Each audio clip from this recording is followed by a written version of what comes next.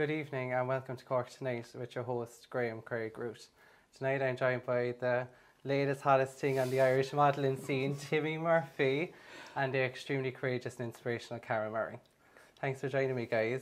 Tonight's show is sponsored by the Corn Store, Energy Awareness, Verso Fashions and O'Donovan's Off Licence. Guys, tonight we have 2 bottles of wine to kindly give away to 2 viewers. So tonight, guys, in order to be eligible to enter in, I need you to share tonight's show. But you might have heard about a young boy who was on our show recently, Brandon. We have a GoFundMe page for Brandon. I need you to donate, guys, if you can, as little as a couple of euro to €5, guys. It's the price of a pint. And as soon as you donate and that's registered, you'll enter into a competition to win one of the bottles of wine tonight. And the other bottle of wine will be given away to anyone who shares. So, guys, it's not too bad a bottle of wine from O'Donovan's to share a post. I do it. So, guys, how was your weekend? Good, yeah. Good. Good weekend. I suppose it was a big weekend kind of for Ireland with the Toy Show Friday night. Did you watch it? I did, Yeah. So you have 2 young boys, Carol, they were probably glued to it. They were. I actually watched it. My sister lives 3 doors away. So I went over with her to watch it with the kids. But sure, the kids ended up halfway through going into the kitchen on their phones. It was me, my sister and our husband ended up staying watching it. So we were like, there was no kids left in the room. But yeah, we enjoyed it. Oh, that's good. I think it's a massive thing every year. And I think anyone who's even emigrated and moved and gone to Australia, it's great that they can watch on the RT player. And it was great. It's great. Even for the young kids as well. It's lovely to see them on it. What about yourself? Did you see it? Yeah, I watched it as well, Yeah, it was good, enjoyed it. And I saw it was Saturday night then we had the Final X Factor. Yeah. I was all excited for that, the fire lighting, the takeaway on the way ready. And were you happy that Dalton won it? Yeah, I was Team Dalton anyway, I was Team Scarlett. I was a big liked fan them of Scarlett both, from the start. How about you, Timmy? No, I didn't watch it. No. I have a feeling you might have gone off the X Factor this year, did you? Yeah, I did.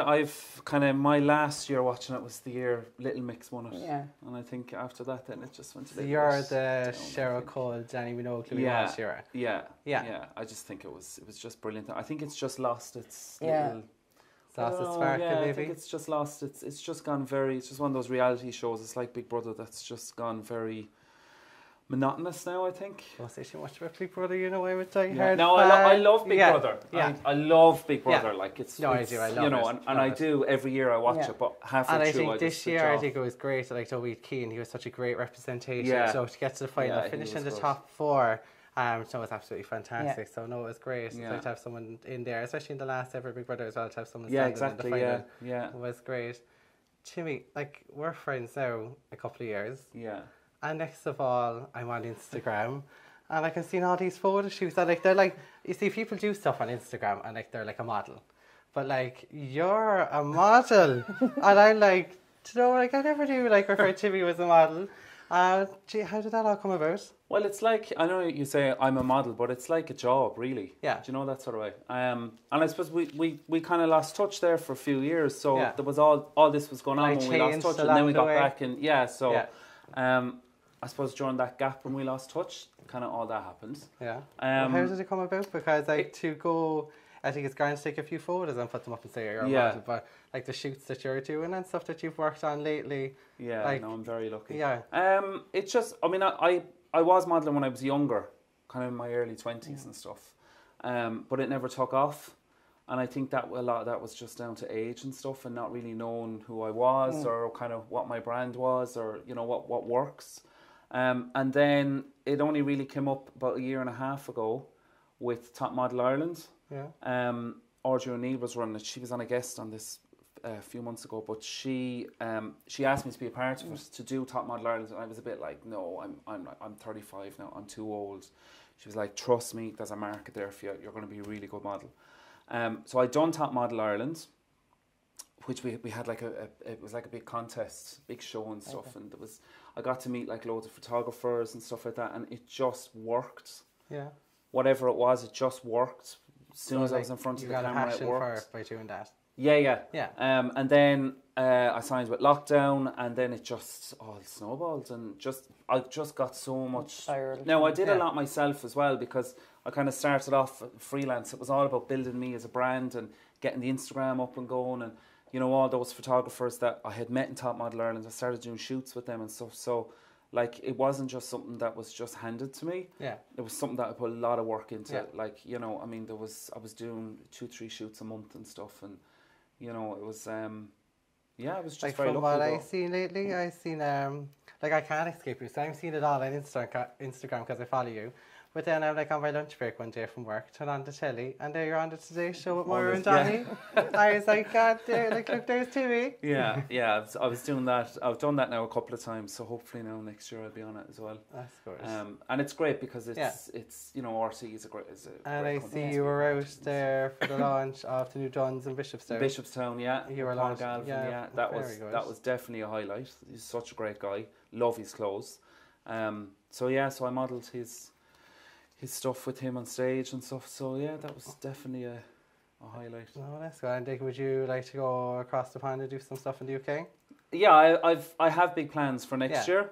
And I think the UK market's something that I Yeah. want to kind of get into now, you know, kind of in 2019. And like That's Instagram definitely- can help you with that because Yeah. so when you do stuff on Instagram, like it reaches a wide audience. So like Yeah. definitely, so like it's been successful for what you've done over here in Ireland. There's no doubt it'll reach a UK audience. Yeah, exactly. It's like I said, Instagram is like a portfolio. Like Yeah. I have my own portfolio website, but like Instagram is literally like it's a portfolio. What so about you, hopefully Carol? next Do you year- like Instagram? I do. I wouldn't be on it much now. Like, to be honest, I don't know. Do I even know how to work it 100%? But I do. I kind of feel I'm be going more and more on it now. Do you Yeah. know what I mean? Because it's kind of like people are just. Like more I on feel that. like the social medias are changing. It's like I remember like only a couple of years ago, like Snapchat was the D thing. Now it's Yeah. all like You Instagram. want to spy on someone and see Yeah. what someone's Yeah, up there, just exactly, go yeah. on to Instagram like. or their friends or Yeah. their boyfriends or girlfriends or whatever. Well, But like, no, Timmy, it's I'm good. wondering, like, are you going to have much time to be doing all these shoots? Because from what I've seen on Instagram lately, like, you're going to Spice Girls a couple of times, are Yes, I am. I'm going 3 times. I'm going. But- Lucky thing, I'd love to Yeah, go. I'm like the original, But, like, as you are know, the you original hoping- Spice Boy. That, like, I know Victoria isn't doing it. Uh-huh. Are you hoping, like, to fill the void, fill the vacant spot there, or get up and yeah, say, you 'cause are I'll probably be up like front Yeah. row going, look at me. But yeah, no, I'm going 3 times. I'm going to Dublin, Manchester, and Edinburgh. Yeah. Yeah. And did you find it hard to get tickets, or, like, were you on Ticketmaster plenty of time? Yeah, I see. I had loads of friends and stuff because we were all going as a group and that. Yeah. So everybody was. We were On all it, like, yeah. everybody Yeah. was on it. So, but like the morning they went out, it was just like an absolute panic to get I got tickets. none. I was away. I was Did you so not at get the any? spot. But No. I'm hoping there'll be a second date. They're There's or usually in a Dublin. second You date, should get yeah. them in Croke Park. You should. But there's usually a they put a concert and Yeah. then There's months something in later, then there's demand, always yeah. a something like second that. date. Yeah, Yeah. definitely. I used to be always Scary Spice when I was younger. Do you know, Yeah. when we dress up like, I still love them. And my son to be laughing as well. I'm obsessed with them. Like for me, who's fortunate enough that knows you and like follows you on social media, like how does someone get in touch and become to follow Timmy Murphy on it? Like, what's your Instagram? So my Instagram is Timmy Murphy. So, Yeah. but it's spelled with an IE. Everybody gets it wrong. They all spell Okay. it with a Y, and then they can't find me. So it's just TIMMIE Murphy, all one. Yeah, And then I have my website, which Perfect. is www.modeltimmymurphy.com. perfect. So That's how we can get in touch. that's how you can get in Very touch. good, very Yeah. good. Well, Jimmy, and you travelled for this evening. Have I which? You travelled down to us this evening. From Clare, yeah, because I've just relocated back home because I'm Yeah. originally from Clare. Oh, really? And I was living in Dublin 16 years and I moved home 2 months ago. The mammy's So, looking after you. Yeah. So all that food I see prepped on Instagram. That's Yeah, your yeah, mother that's all who's my doing mum, that. Yeah. No, thanks so much for coming down, problem. Jimmy. Great to have you. No problem. Carol, thank you so much for joining us. Thanks for having me. No, it's an absolute pleasure. So Carol, extremely courageous, inspirational woman. So blown away by your story. From what I kind of have read and spoke to you this evening, it all kind of started in 2010. Yeah, which I was just made aware of in May this year, really, I suppose. I was called up, sorry, I was called up in May this year, Yeah. 2 days before my son's communion, and I suppose I got this fright, you know. I thought it was a random call up, and I was saying, right, So it was only May of this year. Yeah, So like it's 8 years on, say, yeah, from the original and it's testing. still been, you know, and Yeah. I thought I was being diagnosed again, you know. It was the way that it was done. Thought I was going for biopsy, rang them that day. They said I wasn't going for biopsy. I had to come up about previous smears. I had tests a few weeks before that. So, of course, once bitten, twice shy, you know, that saying I just Yeah. automatically presumed. So, my sister came down from Dublin to come with an appointment with me.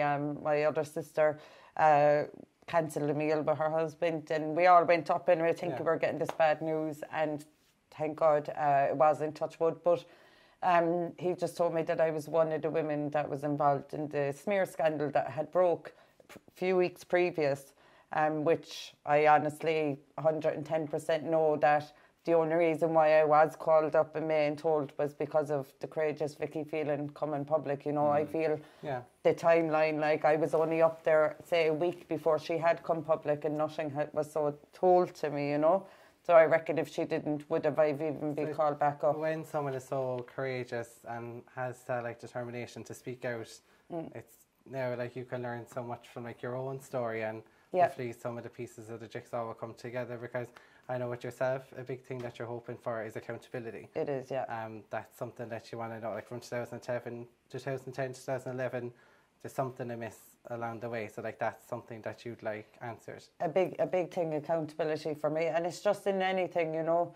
If you're taking a flight and the ground crew knew that the wings weren't right, you know, and they said, just take a chance, something mightn't happen, and the wings come off the plane, like the ground crew are accountable for that. Yeah. You know, if you're on a double-decker bus and CIE knows that the brakes aren't working, they're going to be accountable for it. Yeah. So I can't understand why isn't anyone accountable now. Do you know what I mean? No. There is a lot of thing about outsourcing and stuff. Do you know, the American labs did mess up. In actual fact, they lost my second slide in 2012.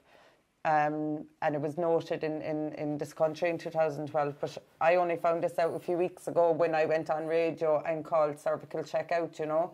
So I feel I'm only getting information because I'm gone so public. Yeah. So I would urge other people, you know, speak your mind, speak your story, you know, you're not going to find out. But like that, the American labs have messed up. But my big issue is to keep it in country for the simple fact of monitoring. But I feel it's the cheap packages that they're actually giving us for our smears, you know, like we're the women of the country, you know, we're the future of the country, really, no offence or anything, but, you know, like behind every man there's even a better woman, you know, they say that. But the thing is, like, as I said, if you go into deals and I've said it before, you go into deals, you buy a charger for 150, you go across the road and go to Carphone Warehouse, you get one for 20, you know, you get what you pay for, you know. And I think that's what if any of the officials are listening, they need to know, you know, we deserve better packages, you know. Currently, Carol, what's the legal age in Ireland for a young woman to avail of smear tests? It's 25.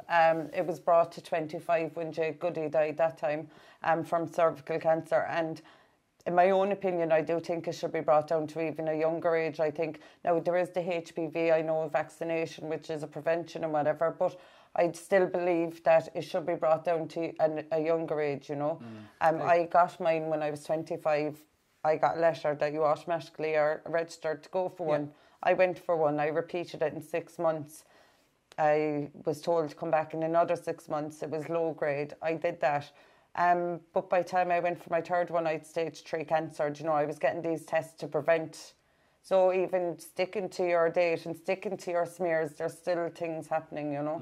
I'd say, like, even for, like, 2 guys being here tonight, like, I personally think 25 is too old. Like, what's your thoughts on that? Yeah, like, do you think they should bring it into schools? I think definitely hitting the 20 years, yeah, definitely. Like, young girls are a lot younger now, being more sexually active as well. There's a lot more things coming into the country. Do you know, I do honestly think, I only had a conversation with my sister the other day. She's only 19, and she had, I suppose, because of me being sick as well, and she had tried to go and even tried to go private to pay for a smear because I suppose her sister being so sick, she has been fearful. That fear would be there. And she was told no, even if she paid for it, that they wouldn't do one. Do you know? Like, if she's willing to pay for a service, shouldn't that service be carried? Like, though, she's, especially with, like, she's seen firsthand your experience, so of course at 19, and if you don't, you know, young girls don't feel right, you know, they want to get, and you know, it's a good thing people want to get these checks done, you know what I mean? Like, I think anything medical, especially if you're curious about exploring something, to discover it and, like, get a check, regardless of age, I think it should be done for you. I think we live in a society now where, like, we have the technology, and, you know, we do have the professors there, the doctors there. if someone wants to go about a test in any way at any stage in life, I don't think they should be declined it. But that's just our healthcare in this country. Do you know what I mean? It's all about them and widening their wallets, really. Do you know what I mean? Like, because it'll take more money out of their pockets, really, because more, whereas if they stick at certain age groups, it's less people doing it, you know. And Carol, I heard, like you've mentioned, like you have 2 young boys. What age groups are they?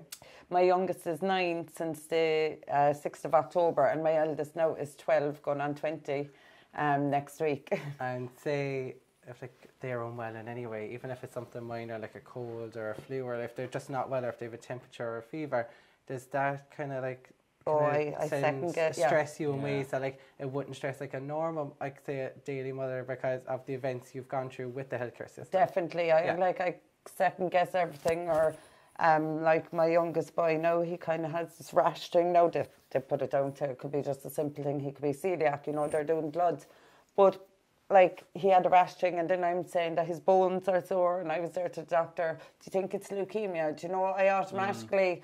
I think the worst all the time, you know, and I think that's going to be a big thing to get back, is the trust, you know. Once it's very hard to build back up trust, you know. Like, these professionals they went to college, you know, to get these letters behind their names, and they went to college, and we put our faith in them, you know what I mean? That's their profession. They've done these studies, they've done, like, they had to achieve very high academically in order to have gone. No, I'm not saying every doctor, don't get me wrong, do you know what I mean? I'm not painting everyone with the same brush or anything, but you go to a doctor, they do a test, you know, you're like, right, that's my bit done, do you know what I mean? So you're waiting, and then when you hear then that not only did they do it wrong, but they're covering up, to get me, it's just, and say, like, if it's human error, like in relation to the slides, fair enough, human error, like, not every test, like drug test, pregnancy test, all tests you do, always say, look, 99% accurate, 95% accurate. That's fine. Everything isn't foolproof. But the fact of the cover-up, I think, it was the worst part of it all. With that cover-up, like the people who did the testing on you in 2010 and 2011, have you been in any way been able to do an open pen letter to them to ask them for a sit-down? Or is there obstructions in the way preventing that? See, mine is very complex because of the fact that I had a case, it is out in the open, I had a case, it was settled in 2017, and with that, I was always made aware that at the time, after my second smear, say, after 6 months, I had a second one, and when you have a second abnormality, you're automatically referred to the gynecologist. Like that, I left that in the doctor's hands. Yeah. But the doctor, when I got sick, and my mum wanted to know, right, you got someone messed up. I said, I don't care who messed up, let me have my treatment, get better. So I did go ask questions. How long was the treatment process? Because like you've gone through the chemotherapy and the radiotherapy. How long was that treatment process? So I would have started it in, say, August, and I finished the chemo. I had 5 sessions of the chemo. It was every Monday I had the chemo. I'd leave chemo then, and I'd go downstairs, and I had radiotherapy. So I had 5 chemotherapy. I had 28 radiotherapy, and I had 3 internal radiations called brachytherapy. And the chemo was hard, you know, it was very hard. I remembered my kids were staying with my aunt out in Clyne, and I went out to stay with them because I said once it kicked in, I didn't know how long I'd have to stay away from them, you know, being sick and stuff. But I got such a shock and a fright because I was so sick after the first session. But if I was to, you know, help anyone that's going through right now, I reckon the chemo does pass after a few days, but the radiation is a very hard thing to go through, I think. 3 weeks into it, I found it very tough, you know. My friends were like coming to brush the floor or help with the kids, and I was like, no, I don't need your help. And you feel like you're defeated then if you admit you need help. Mother, Whereas after 3 weeks, and I was like, right, come brush the floor now, come do this. You know, I just felt, right, I need to kind of stop putting up a fight now as much and accept the help, you know.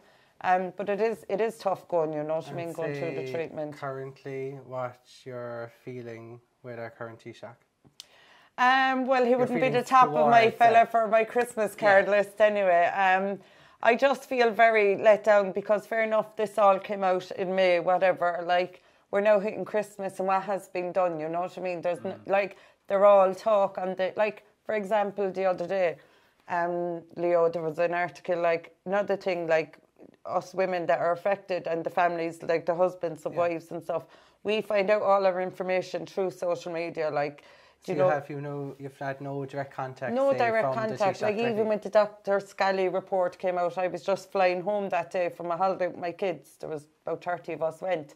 Yeah. I just took time out, but I was just getting off the plane and Simon Harris was publicly talking about the Scally report that I haven't even been emailed a copy of. And was any of the 221 No, there was a lot of us didn't. Then we were told that it couldn't be individually sent to us, which is fair enough. But like I feel a lot more could have been done to, like, they can't ring us up individually, but there could have been something in process, you know, that a meeting in Cork, a meeting in Dublin, you know, and we've all been briefed in it all, you know, and that's with everything now, because there's a lot of stuff that are coming out that we're not being told, you know. So like with Leo now, for example, he put up the other day now, some judge, I can't think now in my head there now, he recommended that more judges were brought in for the legal cases to do with it.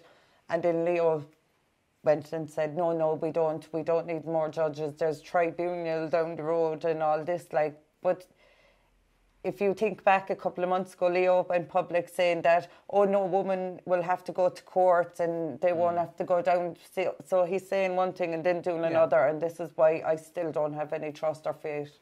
And like, has there like a forum, or I know there's like Facebook pages like that you can do? Would you be in regular contact with the other women that have a story like yourself? Yeah, I'm in a support group, and it's great because, for example, like I've been quite upset coming out my GP and stuff since it was known I was one of the women, and maybe it's me picking them up wrong or whatever, but.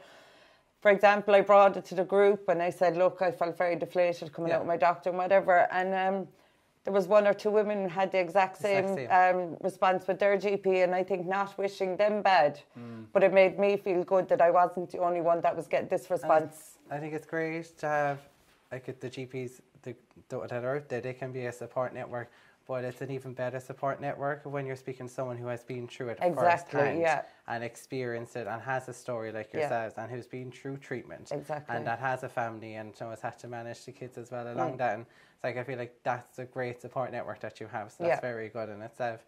Carol, I did see something on Facebook. I think a lot of people have seen it now on Facebook. You've got an excellent reaction to it. Tell me about what's happening on Saturday. Well, Saturday it's a March for Justice. I've been wanting to do something big for a while. I've been campaigning at Midleton a lot. There's great response now coming up. So it's starting 1 p.m. the top of Merchants Quay, top of Patrick Street at Merchants Quay. I'm walking with all-in-one white suit. Because I'm covering myself up, because I'm trying to mimic what they're trying to do to us by covering us up. We're walking to the City Hall. There's a lady going doing poetry, hopefully singer. There's just a few people talking. I'll be opening myself up and saying to Leo and Simon and all of them, you know, I'm a real person, you can't cover me up, you know, and I'm hoping I don't look crazy, and that's the image I'm trying to portray. The great thing about, like, say with social media and like with you doing the protest as well, it shows that you have a voice. Yeah. And it shows like you're gonna get your voice out there, and it will like, especially with you doing the protest the weekend and the support that you've already got on Facebook, that voice is gonna be reached. It's gonna be acknowledged. Do me a favour, enjoy your Christmas. Thank you. Come back to me in the new year and let me know how Saturday went, and let me know if you have any updates. And anyone that can come, please come. I hope it's great success on Saturday. I wish you all the best with it. Thank you. Timmy, thank you so much for coming all the way down. To meet you. Thank you, you too. To keep up to date with all Timmy's modelling events, work, before I might see you on London Fashion Week. Well, hopefully, next year. So as we said, the Instagram and the website. It's very good. Great website. And guys, don't forget, we have an excellent competition on tonight. Big thank you to O'Donovan's off licence. And we have 2 lovely bottles of wine here to give away. One will be one bottle of wine, guys, comes from a competition. If you go onto our GoFundMe page for Brandon and make a donation, please, guys, something small. I know Christmas is coming up, but Joe, we're a very kind nation. We can do something. And the second bottle of wine will go to the lucky person who shares tonight's show. They will be entered into a competition also. Guys, I'm back again next Tuesday, my 3rd show. This is the 2nd show now tonight, guys, so thank you for coming. 8:30, so please tune in. And a big thank you to our sponsors, the Corn Store, Verso Fashions, O'Donovan's Off License and Energy Awareness. Thank you guys.